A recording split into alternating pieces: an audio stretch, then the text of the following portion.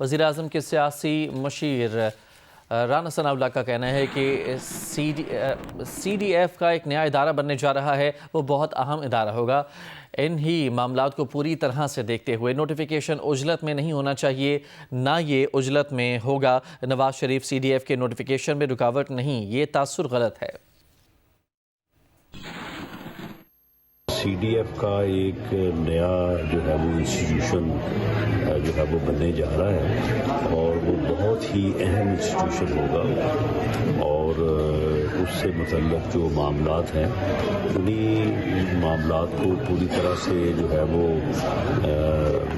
دیکھتے ہوئے جو ہے وہ نوٹیفیکیشن جو ہے وہ عجلت میں تو نہیں ہونا چاہیے اور نہ ہی عجلت میں ہوگا۔ آئین کے بعد جو ہے وہ لا امینڈ ہوتا ہے، لا کے بعد پھر رولز جو ہے وہ فریم ہوتے ہیں، اور یہ ساری چیزیں جو ہیں یہ بڑی احتیاط سے کی جانے والی ہیں۔ تو کانسٹیٹیوشن امینڈ ہو گیا، اس کے بعد لا امینڈ ہو گیا، اس کے بعد اب رولز جو ہیں ان کی باقاعدہ اپروول ہوگی، تو اس کے بعد جو ہے وہ یہ چیزیں جو ہے وہ سیملٹینیسلی جب ہو جو اس میں کانسٹیٹیوشنل امینڈمنٹ ہوئی ہے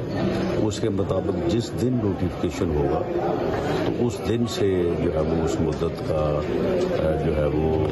تعین ہونا شروع ہوگا، اور وہ 5 سال ہوگا۔ 5 سال مدت۔ اچھا، بڑے میاں صاحب نے ایک بار پھر پہلے بھی آپ سے گفتگو ہوئی تھی، بڑے میاں صاحب کے حوالے سے لے کے ان کو باتیں کی جا رہی ہیں کہ شاید وہ کہیں نہ کہیں رکاوٹ بنے ہوئے ہیں نواز شریف صاحب، تو کیا نواز شریف صاحب؟ جی بالکل، یہ تصور جو ہے وہ غلط ہے، وہ نہ رکاوٹ ہیں اور نہ ہی انہوں نے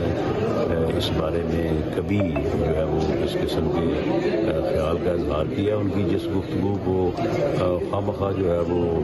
اس میں ریلیونٹ قرار دیا جا رہا ہے، وہ کسی اور حوالے سے ہو رہی تھی بات، مطلب جو ہمارے جو نیولی الیکٹڈ لوگ تھے اس نے جو انہوں نے بات کی وہ اس کا جو پس منظر تھا کچھ اور تھا۔ یہ جو کانسٹیٹیوشنل امینڈمنٹس ہوئی ہیں وہ ساری